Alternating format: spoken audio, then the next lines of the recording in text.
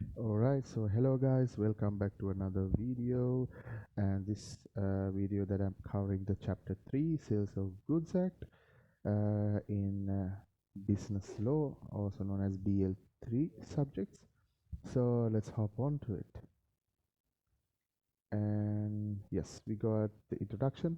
So the applicable law of this country. So Sales of Good Ordinance number 11 of 1896. So this is a quite an old law established by the during the colonial time, and it's amended from time to time according to the different business environment in Sri Lanka.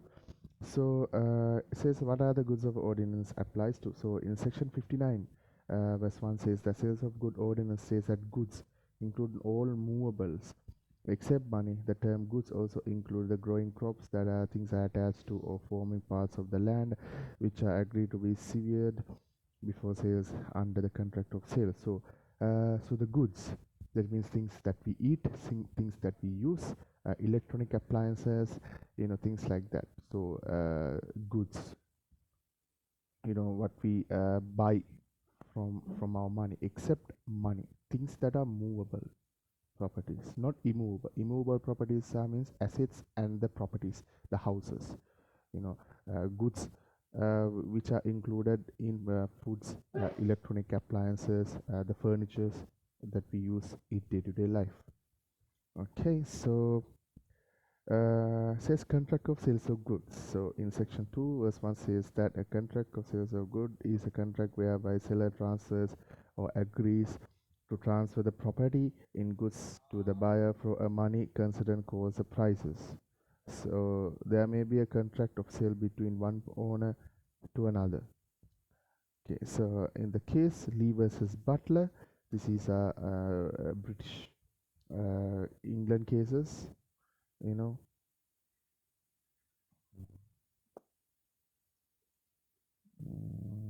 Sorry guys. Okay, so the classification of goods. So the existing of future goods. So in the section 6 says that existing of goods or future goods. So what these are the terms. So normally when the section says that these are the what is the meaning. So existing and future goods, you want to say that during the contract of sale, so there are terms are given, future goods, existing goods, what is the sale of goods, what are goods, things like that. So when they have to define what it is, that's what sections does. In the cases does that either they reflect the law or they will turn the law against the person it's there. So it depends on the arguer, at the end of the day. So say the specific of goods. So what are the specific of goods? It is identified and agreed upon the time of contract sale is made. Ascertained goods. So not defined in the act but explained as goods that are indefinite and agreed upon after entering to the contract. So unascertained goods. So this is where the things happen. It's also not defined in the act, but these goods are not identified and agreed upon at any time. So they could be either existing goods or future goods. And an ascertained good can never become specific goods, they can only become ascertained. So if you don't understand this, let's go with the case. So Haley versus Howlett and Sons, it states that the contract was for 20 boxes of fish. The seller loaded 190 boxes onto a train with instruction that 20 were to be delivered to the seller, and it was held that in this case that the delivery to the carrier did not amount to the ascertainment of goods, such as ascertainment could only occur when the defendant's 20 boxes were separated from the rest of the 190 boxes. Yeah, so that's how it is. When there are, so if you want to go for different types of boxes on different sellers and buyers, you have to um, separate them, because you have no idea when everything is putting in together, you have no idea of what are these boxes are going for. So you make sure that you label things before you sending out for different the cargo, the transport can be the very similar thing, can be a plane or truck or anything, but you have to label different types of goods for different types of sellers and buyers. So future goods, the 59 section 59 verse 1 say that it means manufactured or acquired by the seller after making the contract of sale. So normally, uh, like I said before, um, you give a contract, you pay the money, like at least half, and you tell them to make it. And after you make it, after the buyer make it, yeah, you just pay the rest of the money, and you get the goods. So that means that are management future goods. Okay. So the case of Howell versus Copland. The case was decided on the basis of future goods. It was held that the sale of 200 tons of potatoes to be grown on a particular piece of land was a specific sales of good. Although the potatoes were not grown in the contract, was not held to have existed. The piece of land that was supposed to grow potato disappeared underwater, but it has been so well defined that a contract was held to have existed. So the contract was frustrated. The doctrine of frustration cannot apply in any case where the goods are not specific. The specific goods are those to have been set aside and agreed upon by the parties. The potatoes were not even grown yet, and the court used the doctrine of frustration. The goods in this case were future goods, and you cannot have frustration in goods that did not exist in the first place. So a very interesting case that since the buyer was said, the said that pretty much the plaintiff said that you have to grow in the specific land, not other land, but things have not grown yet, but yet they have taken the potatoes and given it to them, but the given land that the potatoes have has not grown yet because of the lack of water. They don't have enough water in that land. So even though the sale had been made, they have given those potatoes, so uh, so that's how. But the thing, the contract has been fulfilled, but the future good of sale is still implied. But since the sales of contract has still implied, that is also known as the contract is to be valid in the first place. So what happened is specific goods is perished. That means perished means destroyed. So section 7 says that uh, if these goods without the knowledge of the seller has been perished at the time when the contract is made, the contract is void.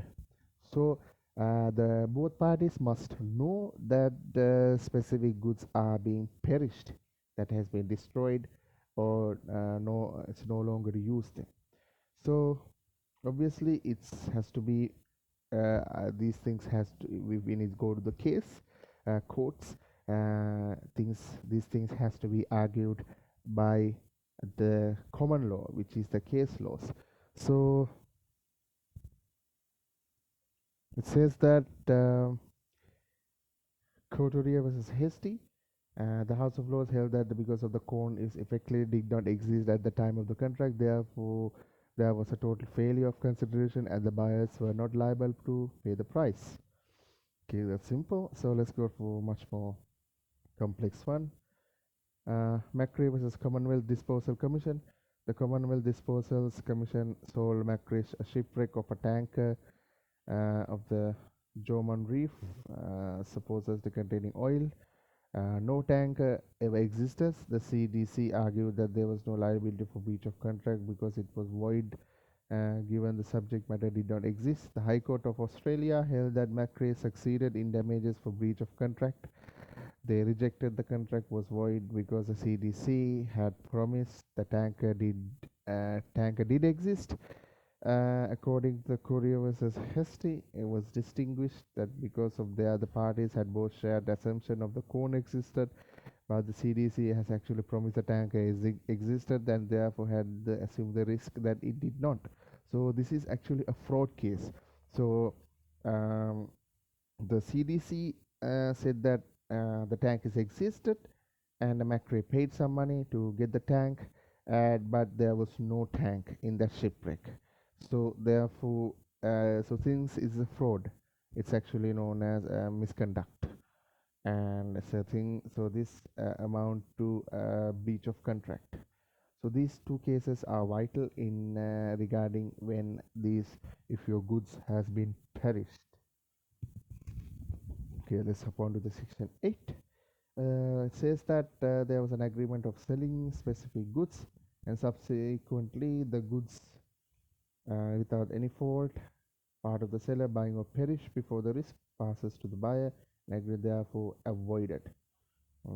So the cases says that Turnbull versus Randall held that goods had perished since they could no longer be identified as potatoes. So therefore the contract was avoided. Okay, so Sainsbury versus Sainsbury Limited versus Street. It was said the implied condition of the contract was lower tonnage of crop was produced through no fault of the defendant. He should not pay damages. Agriculture involves significant risk. The contract would have been carried on more shortage of fault and is unreasonable. However, to conclude implication if the street could not deliver into the to in order to ending of the contract.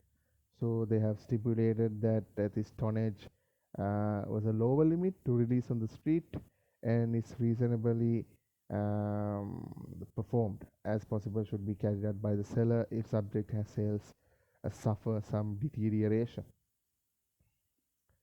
Yeah, so it's quite interesting. And in the sales of contract, the price may either fixed, left to be fixed, or determine the course of dealing between the parties. So it depends on all the parties that you are done the contract of. So again, we're coming to the condition and warranties, including implied terms. So in this sales of goods, we have condition warranties, fundamental terms, and innominate terms. So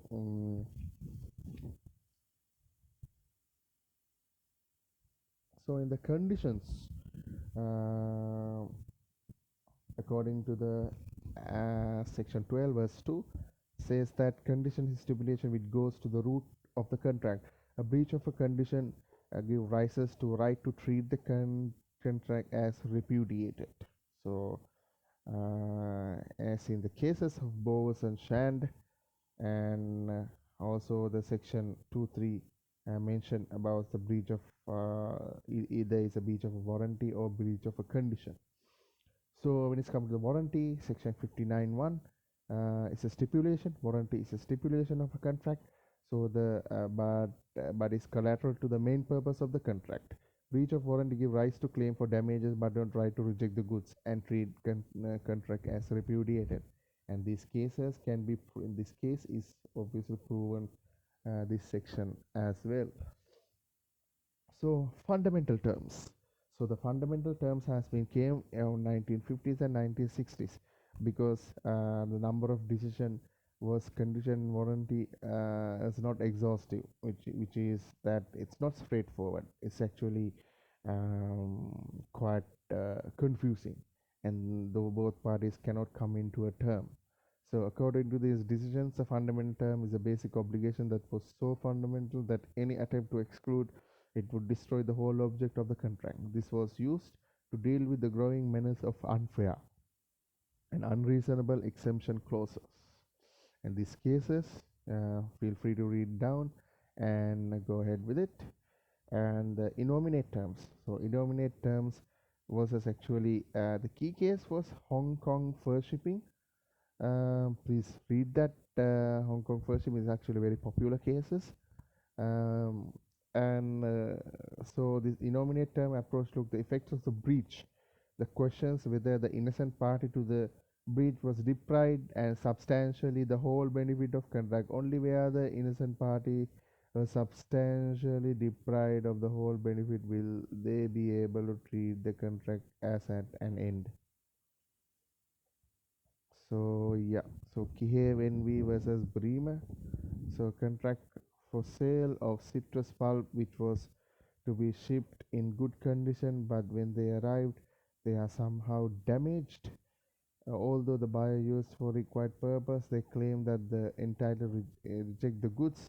The court followed that the reasoning of Hong Kong Fair Shipping as correctly laying down the common law rules, demonstrating the existence of the innominate term, the breach which may discharge with the other party, but only if the nature of the consequences are sufficiently serious enough to justify the result. So, how can you treat condition as a warranty? There are few of them. So the first thing are some of the main instances as given below. The buyer may waive the condition. The buyer may elect to treat the breach of a condition as a breach of a warranty. And there are other three terms, and you have to uh, make sure that what is good for you. Either you go as a breach of a condition or breach of a warranty.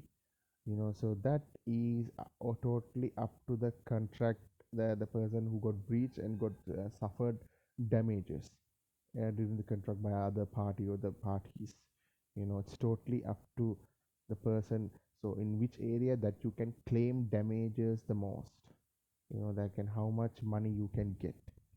It depends on the contract. Caveat emptor, buyer be aware. This is actually also used in the land law as well.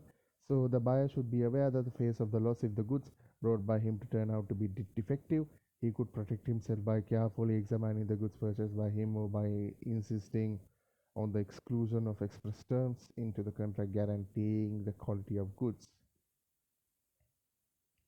So implied terms. So section uh, 15 says that no implied warranty or condition as the quality of fitness for any particular reason subjects under the contract for except as follows. So these are the subsections of these of the implied terms. It says that either what sort of warranty or condition that actually far much more quality than the other, and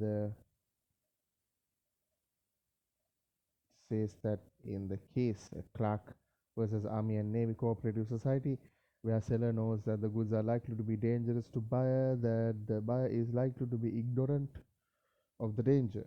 So the seller is under a duty to warn the buyer of a probable danger. Okay, so if the goods are probably some sort of a danger that's a harm may cause, if the buyer knows that, if the buyer is willing to buy that, so that is up to total to the buyer that if he's willing to risk it. So implied terms on the title, section 13 says that in different circumstances, contracts such as shown in different intentions. So it says implied condition part of the seller. It says sell that he has a right to sell the goods, that in the case of agreement to sell, he will have the right to sell the goods at the time if the property is to pass. And there are few cases in order to prove that. And implied terms in sale by sample. So section 6.2 says that there's an implied condition of the bulk of goods should be correspondent with the same quality. So normally samples, when they give the sample, it has to be in the same quality, not in different quality. So like I said, so if I am tasting a sample of a black tea, they should not give me green tea, they should give me black tea. So that's how a simple should be. And so according to description, so if you planning to buy tea, perhaps, if you plan to buy black tea, so it should not have black tea mixed with cinnamon. So it has to be according to attached to the description. Otherwise, that will be defective goods that you have been fraudulently given another what you call a product or good. That's how it is. So section 14 obviously says that sales of good must be match the description of what you have ordered, the bulk of goods that you have ordered, not given by different samples and goods. And the transfer of properties. So ascertain or specific good, unascertained goods. And the section 17 says that where this contract assets have ascertained, unascertained goods, no property in the goods is transferred to the buyer until the goods are ascertained. So passing of property in unascertained goods. So generally speaking, in a contract of a sale, unascertained, the property in the goods is transferred to the buyer until the goods are ascertained. The property transfers from the seller to the buyer only at the time when the goods are ascertained.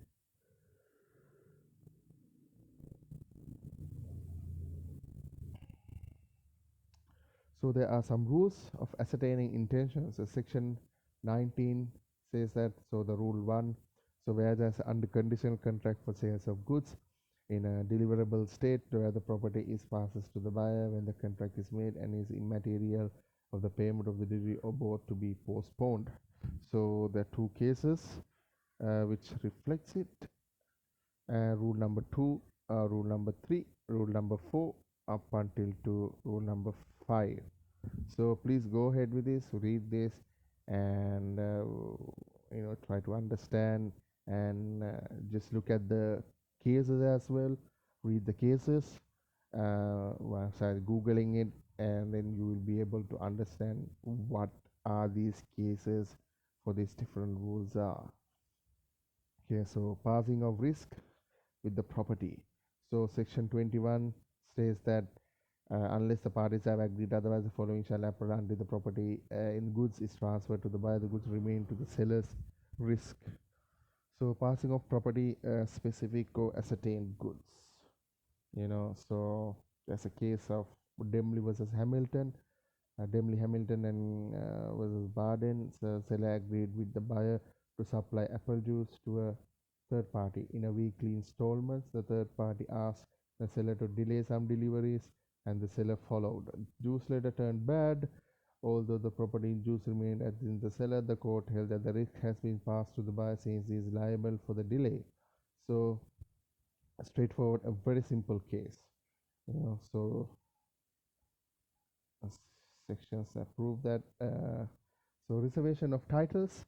So section 20 says that these goods are subsequently appropriated to the contract. The seller can reserve the rights of disposal of goods until the certain conditions are fulfilled.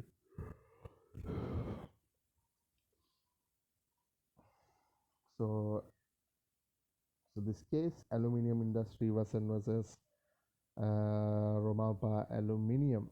So this is actually a key case regarding this. When I was studying this, we had this actually came to the exam as well. So go ahead with it. So transfer of title, sell by person who is not the owner. So Nemo that quod done habit. No one gives what he doesn't have. So section 22(1), subsection of the provisions where the goods are sold by a person who is not owner of the therefore and does not sell them under the authority or with the consent of the owner. The buyer acquires no better title to the goods than the seller. So unless the owner of goods is by his conduct precluded from precluded from denying the seller's authority to sell. And there's a couple of cases regarding that. So let's talk about the estoppel. So estoppel by representation, where the owner will fully represent to the buyer by word or conduct that the seller is true owner or has the owner's true authority to sell, knowing it to be false, and if the buyer is believing this, acting upon his belief to his detriment, the owner is stopped by averring afterwards, such as the things did not face exist. So estoppel by negligence. So negligence, which is failure to act according to the seller. So it's quite interesting.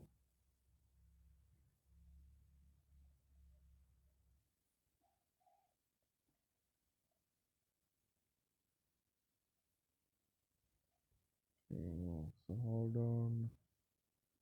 So these are all just theories according to the cases. They are defining the act. And so sale by auction, section 57, uh, where goods are put upon the sale of auction lots. Each lot will be subject to a separate contract of sale. Sale the auction is complete. The auctioneer announces that in completion by the fall of the hammer or in any customary manner. Until the such announcement is made, the bidder can retract his bid.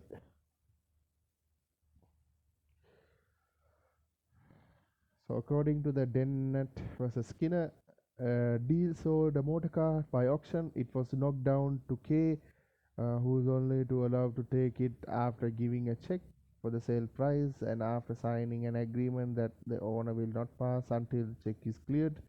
The check was not cleared. Hence, the property passed to K was on the fall of the hammer. So therefore, subsequently, agreement did not have the retransferring it from K. Okay. So performance of sales of goods by the contract. So section 27 says that it is the duty of the seller to deliver the goods and the buyer to accept the goods and pay for them as per the term of the contract. So quite simple. Installment deliveries. So yeah, so we always nowadays installment deliveries by credit cards. So this applicable too when you buy it from. So the installments you have to pay it according to the timely manner, accordingly with or without interest.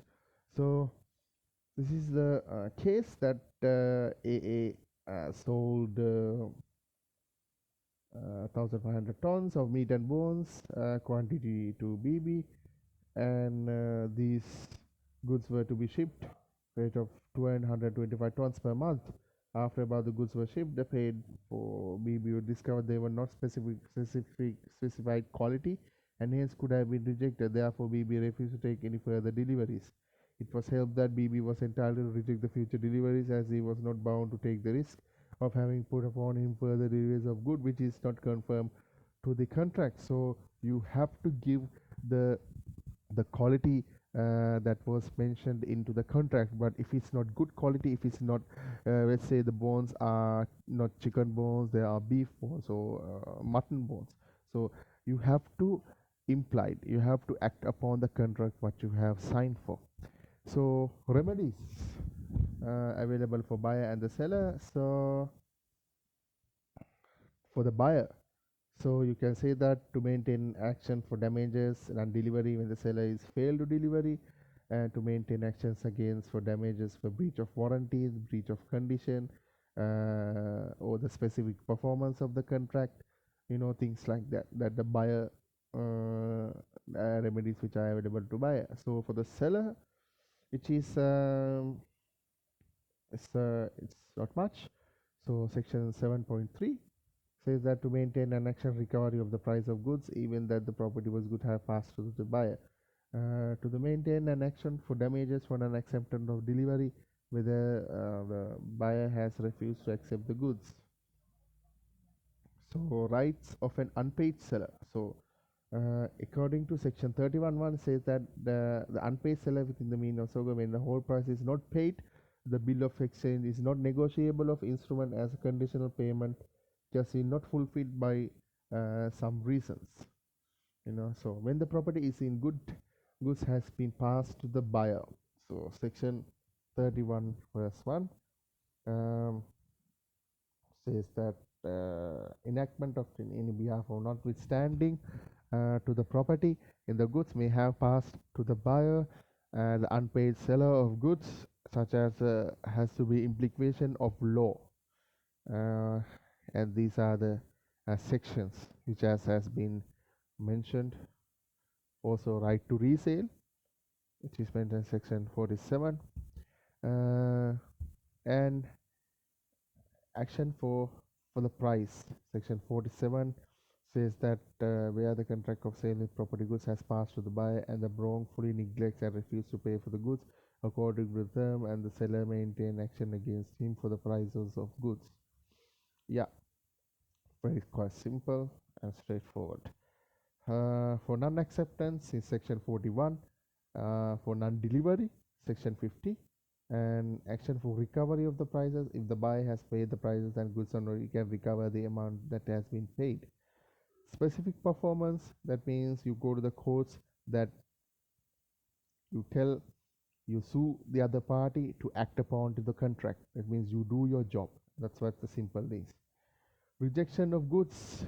So for the breach of condition, the buyer is entitled to repudiate the contract, and the breach of warranty is actions. For breach of warranty is section 52. And when the property in goods has not passed to the buyer. So in this situation, the unpaid seller has to following the right. So withhold the delivery or right to lien over the goods as described above. So that's all. Please read this summary and try to answer these questions too. And thank you for being in this video, and then I will see you in the next chapter.